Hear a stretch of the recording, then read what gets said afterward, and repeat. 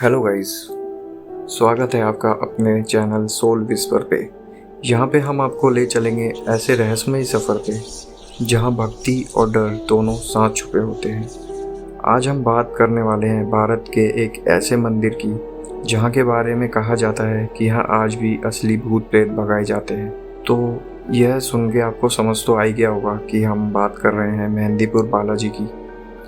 तो गाइज, राजस्थान के दौसा डिस्ट्रिक्ट में स्थित अरावली की पहाड़ों के बीच ये मंदिर है। कहते हैं यह स्थान पहले एक घाटी थी जहाँ सिर्फ जंगली जानवर और अंधेरा होता था। तो गाइज, एक बाबा जी को बालाजी की मूर्ति ने सपने में दर्शन दिया और कहा कि मुझे यहाँ पे स्थापित करो। उसके बाद यहाँ मंदिर बनाया गया और धीरे धीरे यह जगह दुनिया भर में मशहूर हो गई। आज लाखों लोग यहाँ आते हैं सिर्फ दर्शन के लिए नहीं, बल्कि अपने अंदर का भूत प्रेत, काला जादू और बुरी शक्तियों को मिटाने के लिए। मेहंदीपुर बालाजी मंदिर का एक अपना अलग नियम है।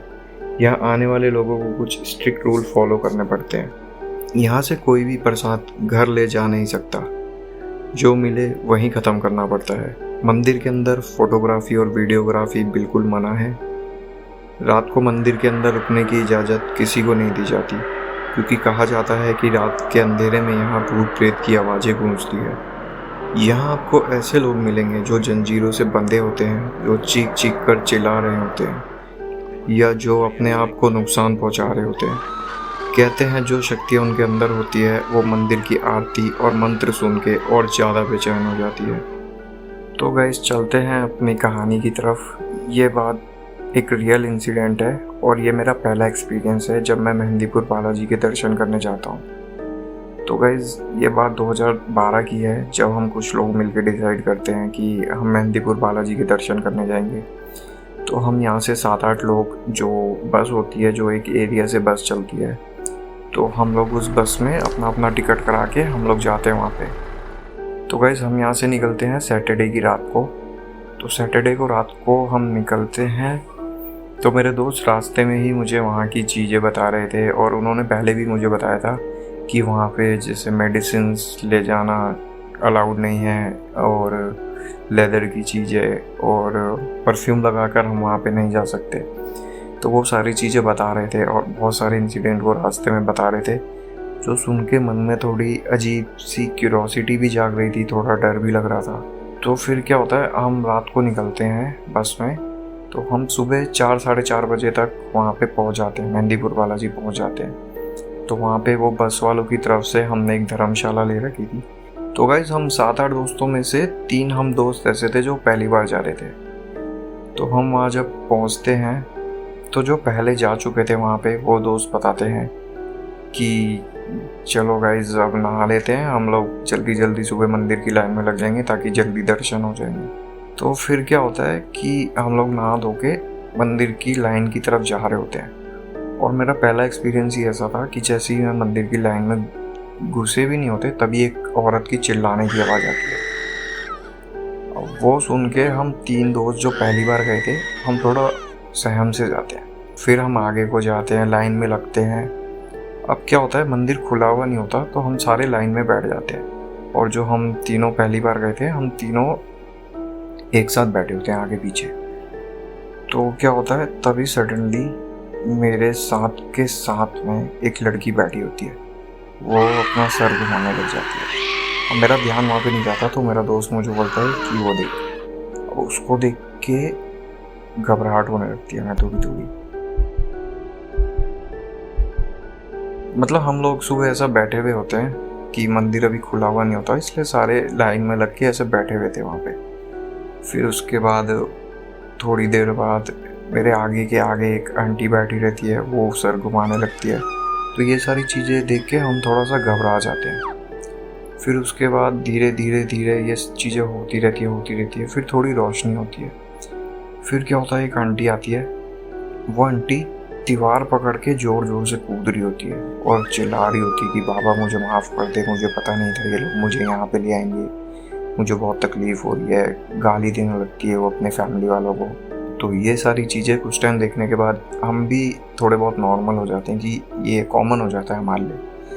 फिर क्या होता है कि लोग धक्का मुक्की करके अंदर जा रहे होते हैं, क्योंकि वहाँ पे ऐसा होता है कि जिनके अंदर कुछ होता है तो वो बीच से सीधा मंदिर के अंदर जाते हैं और बाकी लोग नॉर्मल लाइन लगा के जाते हैं। तो क्या होता है, हमारे पास ना वो बस वालों ने आई कार्ड दे रखा था सबके गले में। हमारे पास, हम सारे दोस्तों के पास आई कार्ड था, तो उसमें सेवादार लिखा हुआ था। और वहाँ पे हमें लोग बोलते हैं कि ऐसे लोग लाइन तोड़ तोड़ के जा रहे हैं, आप लोग तो सेवादार हो, आप लाइन लगाओ।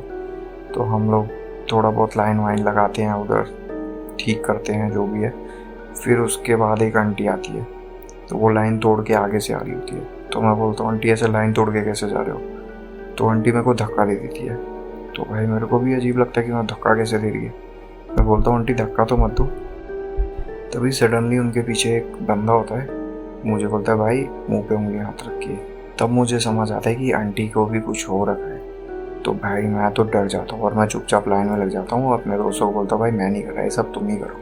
फिर धीरे धीरे हम अंदर जाते हैं। फिर अंदर जाने के बाद लोग उछल रहे हैं, कूद रहे हैं, कोई जंजीरों से बंधा हुआ है, अलग अलग चीज़ें देखने को मिलती है। और मतलब कुछ टाइम के बाद हमारे लिए भी ये चीज़ कॉमन हो गई थी।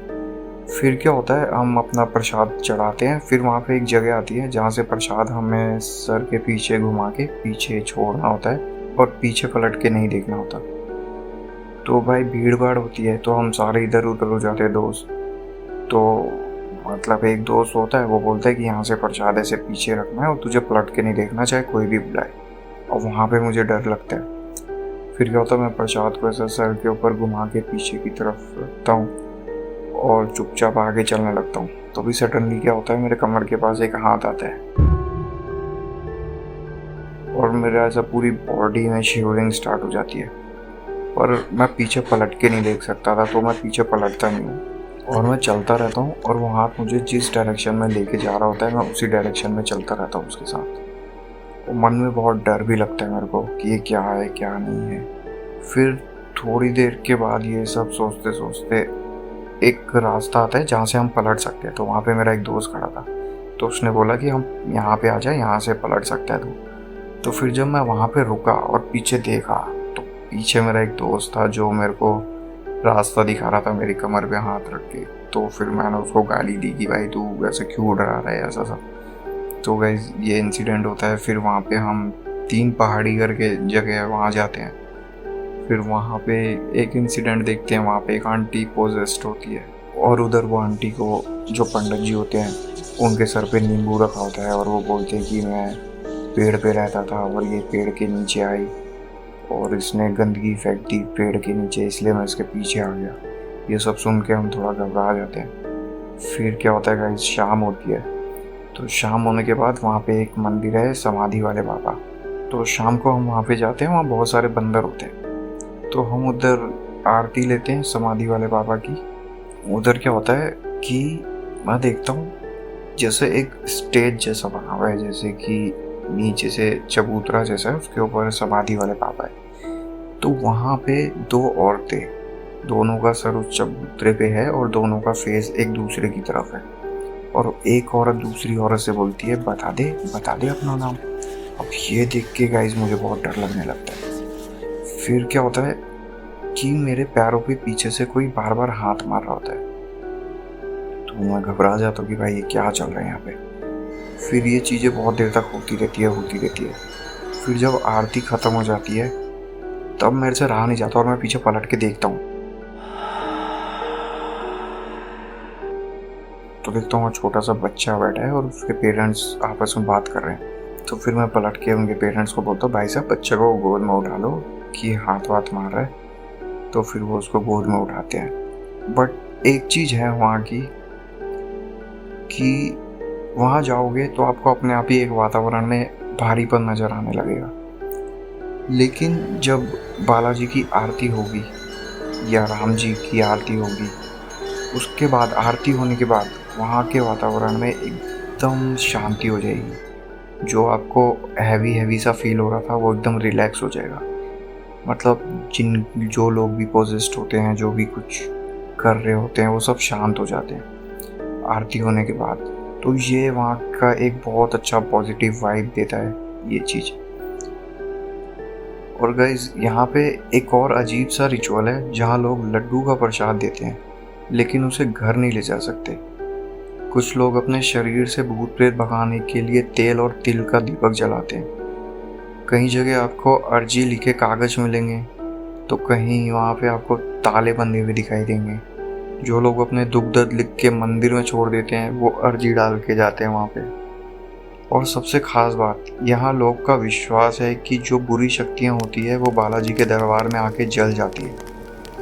इसलिए कहते हैं अगर किसी पर भूत प्रेत का असर हो तो मेहंदीपुर बालाजी अंतिम उपचार है। लेकिन आज भी सवाल वही है, क्या सच में मेहंदीपुर बालाजी में भूत प्रेत भगाया जाता है? तो गाइस, उस दिन जो मैंने चीज़ें देखी या जो चीज़ फील करी, तो वो चीज़ हमें ये सोचने पे मजबूर कर देती है कि कुछ ऐसी शक्तियाँ हैं जो साइंस के परे है। लेकिन आज भी सवाल वही है कि क्या सच में मेहंदीपुर बालाजी में भूत प्रेत भगाए जाते हैं या फिर ये सब विश्वास की ताकत है। जो भी हो, एक बात तो पक्की है, मंदिर के अंदर जाने के बाद आप ये भूल जाते हो कि दुनिया सिर्फ दिखने वाली चीज़ों से चलती है। कुछ चीज़ें ऐसी भी होती है जिनके लिए ना वर्ड्स होते हैं ना लॉजिक होते हैं। ये थी मेहंदीपुर बालाजी की कहानी। आपको क्या लगता है, यहाँ भक्ति ज़्यादा है या डर? कमेंट में अपने विचार ज़रूर बताएं। और अगर आपको ये वीडियो पसंद आया हो तो सोल विस्पर को सब्सक्राइब करें, क्योंकि आगे हम और भी ऐसी रहस्यमयी और हॉरर कहानियाँ लेके आने वाले हैं। तो गाइज़, अगर आपके भी कुछ रियल इंसिडेंट है या आप कुछ शेयर करना चाहते हो जो स्टोरी के माध्यम से हम अपने चैनल पे दिखाएं, तो आप मुझे नीचे कमेंट सेक्शन में दिए गए इंस्टा पे या जीमेल पे अपना स्टोरी भेज के हमसे कांटेक्ट कर सकते हो। मैं पूरी कोशिश करूँगा कि आपका जो रियल इंसिडेंट है उसको मैं दिखाने का प्रयास करूँ या सबको बताने का प्रयास करूँ। तो थैंक यू गाइस, अपना ध्यान रखिए और जुड़े रहिए सोल विस्पर के साथ।